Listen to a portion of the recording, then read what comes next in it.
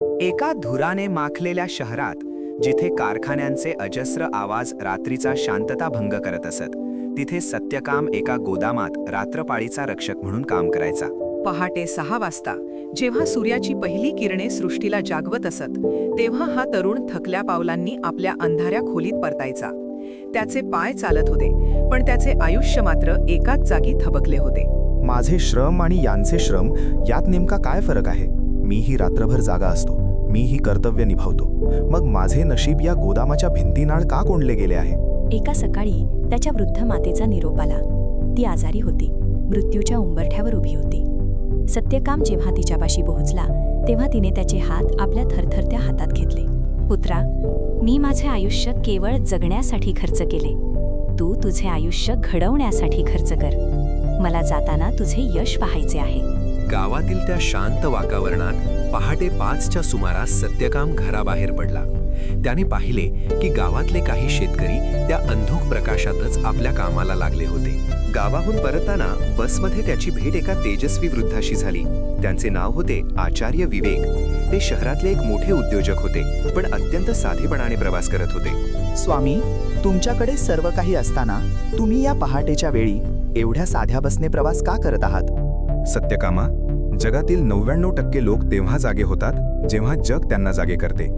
पण जे 1% लोक स्वतःहून पहाटे 5 वाजता जागे होतात, ते जगाला चालवतात.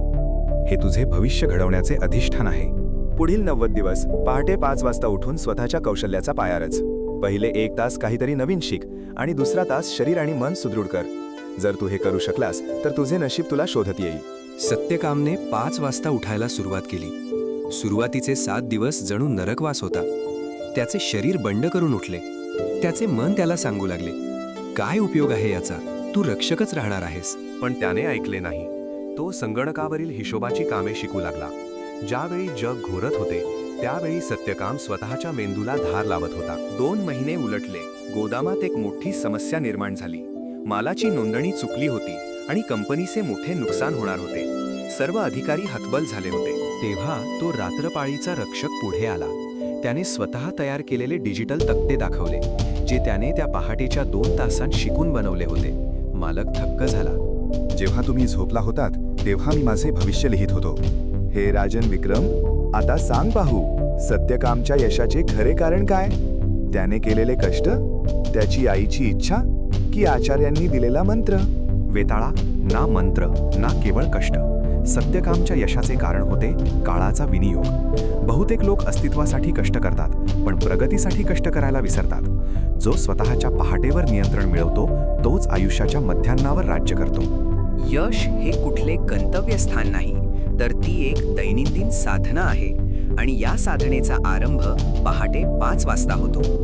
वेळेचा केवळ वापर करू नका, तर वेळेची गुंतवणूक करा, कारण परतावा हा व्याजासह मिळतो.